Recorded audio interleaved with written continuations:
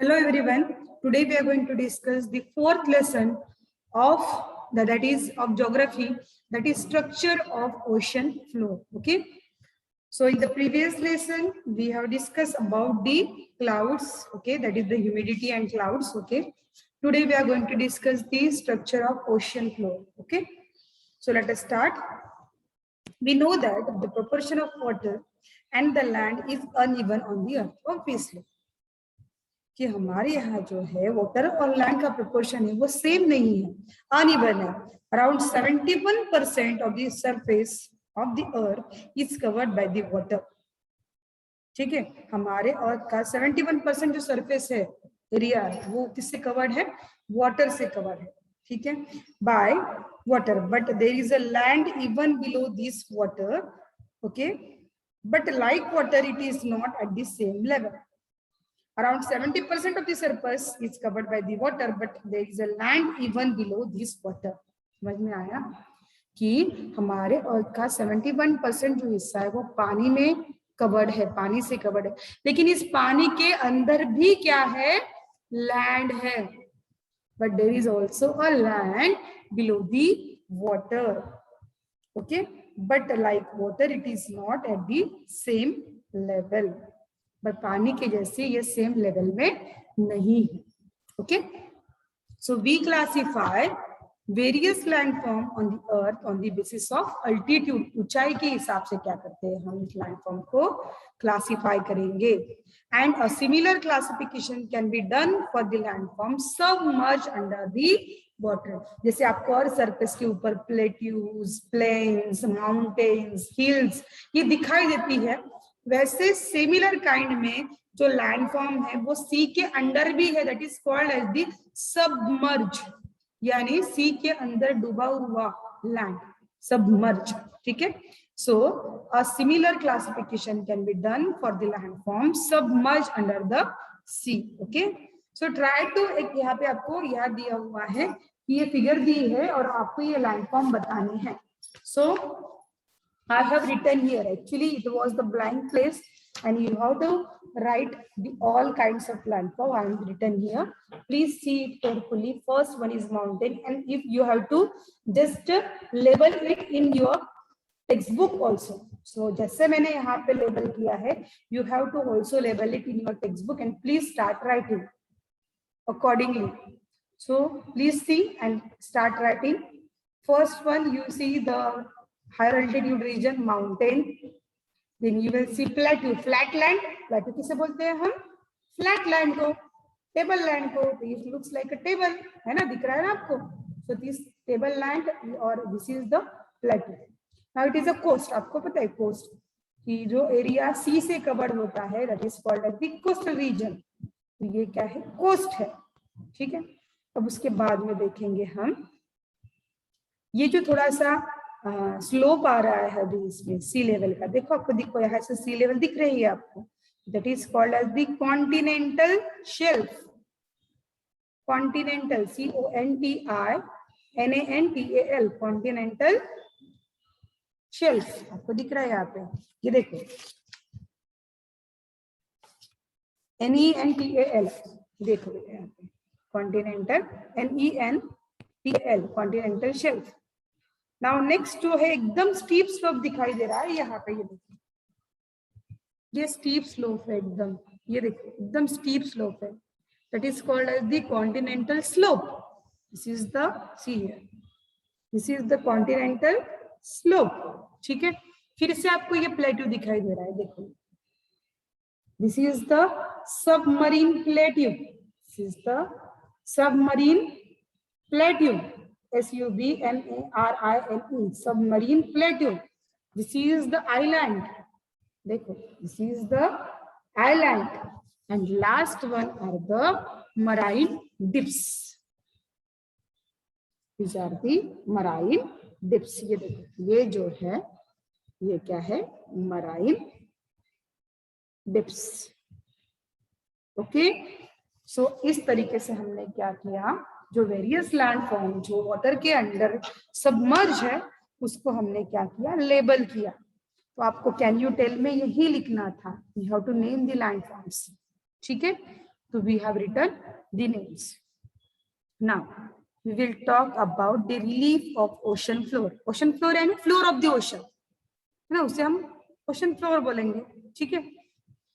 सो वैसे ही जैसे मैंने आपको कहा था कि ओशन फ्लोर में क्या होता है, ocean floor has some general character as the land area, just like land areas. यहाँ पे भी क्या होंगे, माउंटेन्स, प्लेन्स, चैनल्स होंगे, कैनन्स होंगे, एक्सपोज रॉक्स होंगे, सेडिमेंट्स होंगे, कवर्ड एरियाज ये होंगे, है ना, सेडिमेंट्स कवर्ड एरियाज होंगे.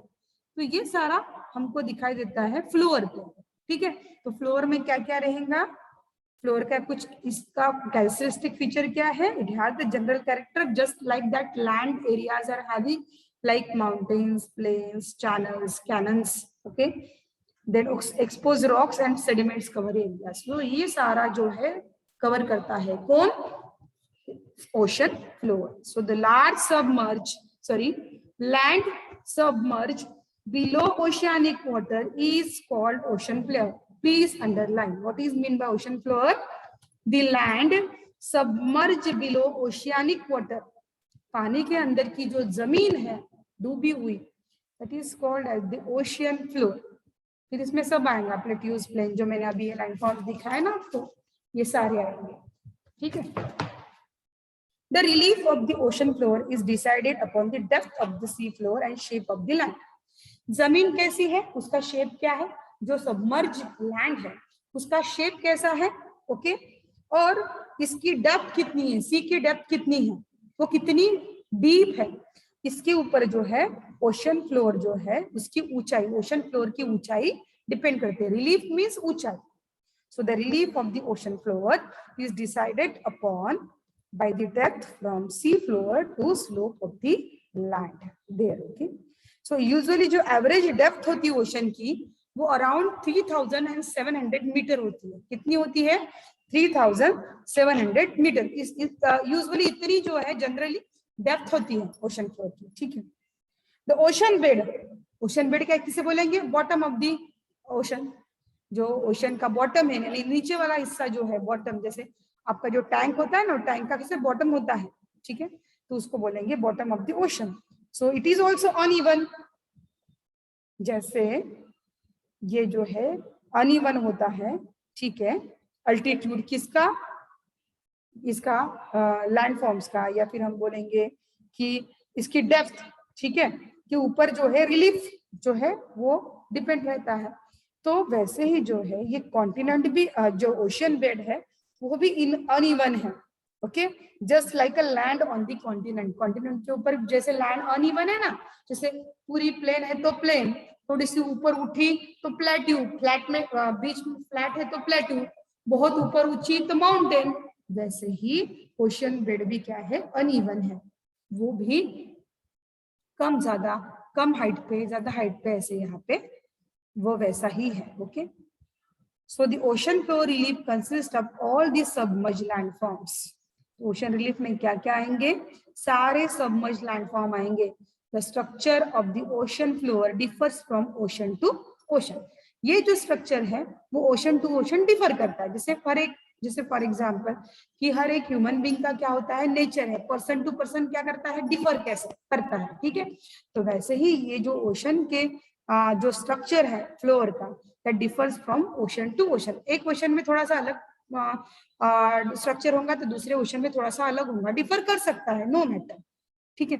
सो we will look at the sequence of the landform and the details of major landforms on the ocean floor as we go away from the coast. जैसे हम किनारा, जो coast है, किनारा है, किनारे से दूर दूर जाते जाएंगे, the structure of the ocean floor changes. जो ओशन फ्लोर का जो स्ट्रक्चर है वो चेंज होता जाएगा. हम 4.2 फिगर में ये डिस्कस करेंगे. अब you can see in the figure 4.2. देखो ये है ocean relief, structure of the ocean relief. As you can see, देखो आपको दिखाई दे रहा है,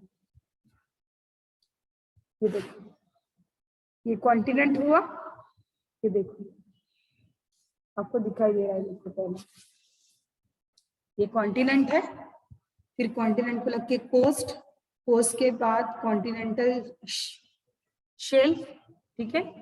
देन उसके बाद continental slope, okay. Then afterward you will see here properly marine island. These are the mid oceanic regions. देखो क्लियरली दिखाई दे रहा है, ठीक है। अभी नीचे देखो उसे पे, ठीक है, यहाँ पे ये देखो एबिसल प्लेन दिखाई दे रहा है आपको, जैसे हमारे लैंड पे प्लेन होता है, यहाँ पे भी प्लेन है, ठीक है। That is what abyssal plain, okay.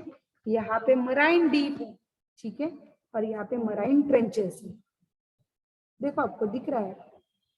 और यहाँ देखो अभी थोड़ा दूर आएंगे तो यहाँ पे आपको दिखाई देगी, डेप्थ भी दिखाई दे रही है, 2000 मीटर डेप्थ, 4000 मीटर डेप्थ। और ये जो है ये है सब सी लेवल, सी लेवल देख लो, मीन सी लेवल, ये यहाँ पे सी लेवल आपको दिखाई दे रही है, ठीक है।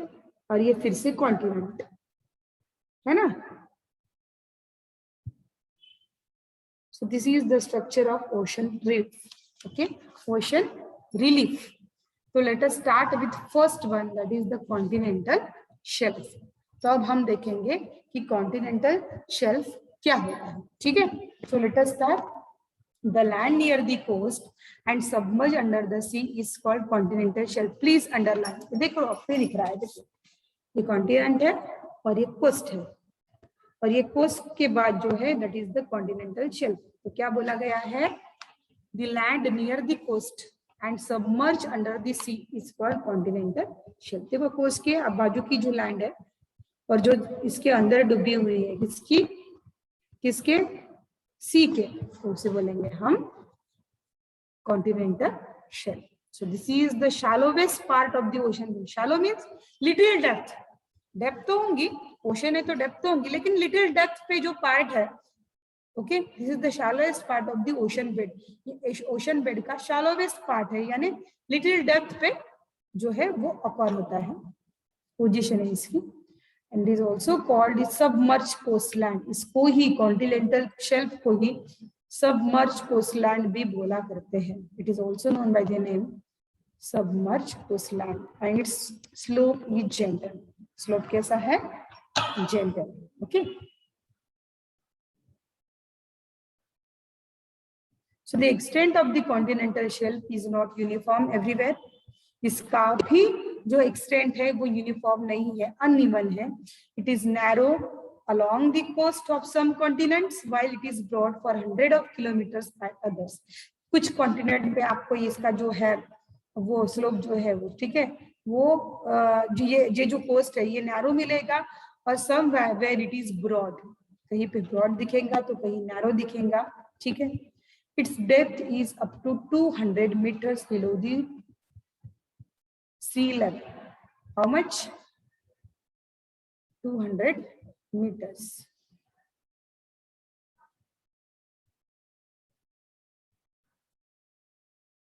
Okay. Now, the continental shelf is very important from point of view of humans. क्यों ये continental shelf important role play करता है? Okay, extensive fishing grounds are found in continental shelf, क्योंकि यहाँ पे जो most of the fishing grounds है वो इसी एरिया में पाए जाते हैं। कौन से, कॉन्टिनेंटल शेल्फ का जो रीजन है, यहाँ पे मोस्ट ऑफ दी जो फिशिंग एरियाज है, ग्राउंड है, ये यहाँ पे पाए जाते हैं। And at this part is shallow, the sunlight reaches it's bed. ये ऊपर शैलो है ना, बहुत डीप नहीं है पोर्शन, तो अगर बहुत डीप नहीं पोर्शन तो ऑब्वियसली सनरेज यहाँ पे पेनिट्रेट होते हैं, और इसीलिए यहाँ पे ये शैलो होने के कारण ये रीजन यहाँ पे अलगी, प्लैंकटन एक्सेट्रा ग्रो होते हैं। तो अलगी, प्लैंकटन यानी जो वीड्स है या फिर जो प्लांट्स है ये यहाँ पे ग्रो होते हैं, एक्वेटिक प्लांट्स बोलते हैं इसे, अलगी एंड प्लैंकटन। आपको जब आप रिवर में जाएंगे ना तो आपको ग्रीनिश कलर के पत्थर मिलेंगे, तो वो ग्रीन किसके वजह से होते हैं, that green are just because of the present of algae. वो अलगीज है जहाँ पे आप स्लिप होते हो ना स्टोन्स के ऊपर से, so that are the algaes, that are the plants which are found in the aquatic plants, okay. तो algae and plankton that grow here and that is the food of the fish. The fish को अगर survive करना है, आपको chain तो पता ही है कि हर्बीओर को कार्निओर खाता है, कार्निओर को जो स्कैवेंजर है वो मरने के बाद क्या करेंगे, उसका डिकम्पोजिशन करेंगे, ठीक है। तो और जो ओमनिवोर है वो दोनों खाता है, वेजिटेबल भी खाते हैं और फ्लेश भी खाता है एनिमल का, तो आपको तो पता ही है। वैसे ही जो है फिश के लिए भी क्या लगेगा, फूड लगेगा। तो ये अलगी और ये जो प्लैंकटन है, अदर प्लैंकटन जो है बेड के, ठीक है, इसी बेड के, तो यहाँ पे इस रीजन में, कौन से कॉन्टिनेंटल शेल्फ वाले रीजन में, ओके, ये अलगी और प्लैंकटन पाए जाते हैं, विच is the food of the fish, okay. उसी के साथ साथ natural gas, mineral oil and various minerals can be obtained by mining the continental shelf. तो यहाँ पे बहुत सारे क्वांटिटी में मिनरल ऑयल पाए जाते हैं, मिनरल्स पाए जाते हैं, नेचुरल गैस भी पाई जाती है। तो इसको सिर्फ हम माइन करेंगे इस कॉन्टिनेंटल शेल्फ रीजन के, तो हमको natural gas, mineral oil, minerals भी लार्ज अमाउंट में मिल सकते हैं। उसका एग्जाम्पल है हमारे पास Mumbai high. The example of is Mumbai High, which is located on the continental shelf of the Arabian Sea. Arabian Sea का जो कॉन्टिनेंटल शेल्फ है, यहाँ पे मुंबई हाई ये रीजन पाया जाता है, which is the source from where we obtain mineral oil and natural gas. तो हमें जो है यहाँ से मिनरल ऑयल और जो है नेचुरल गैस मिलता है, कहाँ से? Mumbai high, which is located on the continental shelf of the Arabian Sea. Okay, so in this way we have discussed about the continental shelf. That means that we have discussed about the ocean relief. Okay, out of that we have discussed today, we have discussed about the continental shelf. In the next lecture we will discuss about the continental slope, abyssal plains. We will understand what are mean by the abyssal plains, mountain ranges and plateaus, marine dips and marine trenches. So in the tomorrow's lecture, on the next lecture, we will discuss the all kinds of all these topics. Okay, we will also see the marine deposition. So all these topics will be discussed in the next lecture. Till then, goodbye and have a nice day, you all.